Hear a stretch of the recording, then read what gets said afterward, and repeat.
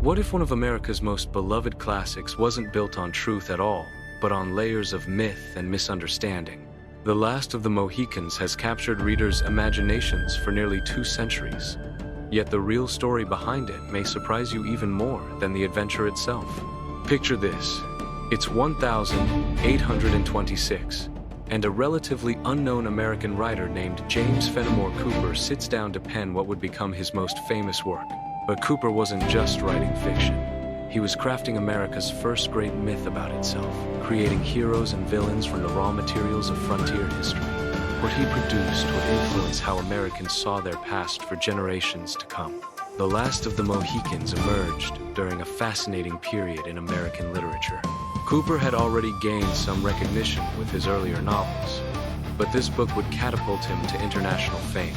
Set during the French and Indian War in 1757, the story follows Hawkeye, a white frontiersman, and his Mohican companions Chingachgook and his son Uncas, as they guide 2 British sisters through dangerous wilderness territory.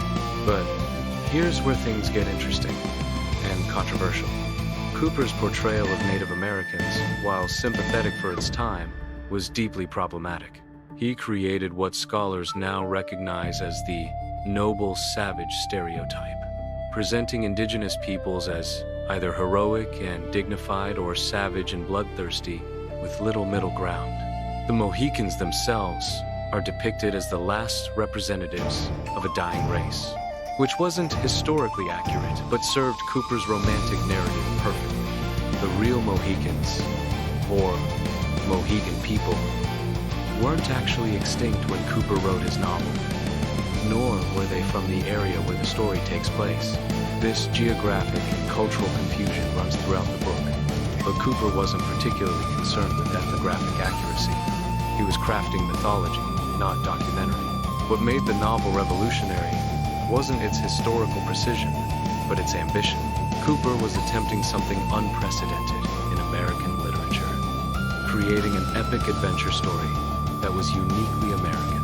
Before this, American writers largely imitated European literary traditions. Cooper dared to make the American wilderness itself a character, painting vast landscapes with words and turning the frontier into a stage for grand drama. The book's structure follows classic adventure novel patterns, but Cooper infused it with distinctly American themes.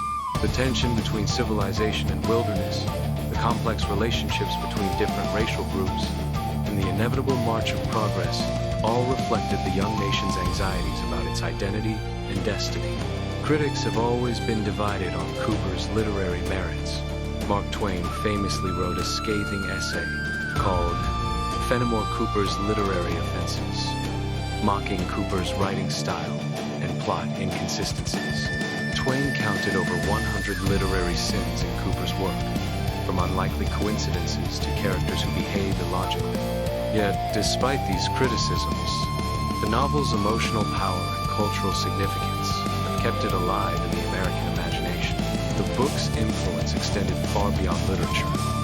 It shaped how Americans and Europeans understood the American frontier experience.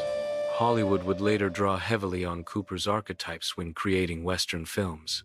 The noble frontiersman, the doomed indigenous warrior, the civilized woman threatened by wilderness dangers. These became standard characters in American popular culture. Internationally, The Last of the Mohicans became one of the first American novels to achieve widespread European success. It was translated into numerous languages and helped establish American literature as something distinct from British writing. European readers were fascinated by Cooper's vivid descriptions of American landscapes and indigenous cultures, even if those descriptions were often inaccurate. The novel's treatment of race remains its most complicated legacy. While Cooper intended to critique the displacement and destruction of Native American peoples, his romanticized approach often reinforced harmful stereotypes. Modern Native American writers and scholars have pointed out how Cooper's vanishing Indian narrative served to justify westward expansion by suggesting that indigenous peoples were naturally disappearing rather than being systematically displaced. Yet the book also contains moments of genuine sympathy for Native American perspectives and criticism of white aggression. Cooper's character Hawkeye, often serves as a bridge between cultures, suggesting possibilities for understanding across racial lines, even as the overall narrative suggests such understanding is ultimately impossible. The novel spawned numerous adaptations, from stage plays to radio dramas to major Hollywood films. The 1992 movie, starring Daniel Day-Lewis, introduced the story to new generations, though it took significant liberties with Cooper's plot while maintaining the essential romantic adventure elements. Academic interest in the novel has evolved dramatically over time. Early critics focused primarily on its adventure elements and literary style. Modern scholars examine it as a cultural artifact that reveals 19th century American attitudes about race, nature, and national identity. It's studied in courses on American literature, frontier history, and post-colonial theory. What makes The Last of the Mohicans enduringly fascinating isn't its historical accuracy or even its literary perfection, but its ambitious attempt to create a distinctly American epic. Cooper recognized that young America needed its own mythology, its own heroic narratives to rival those of older civilizations.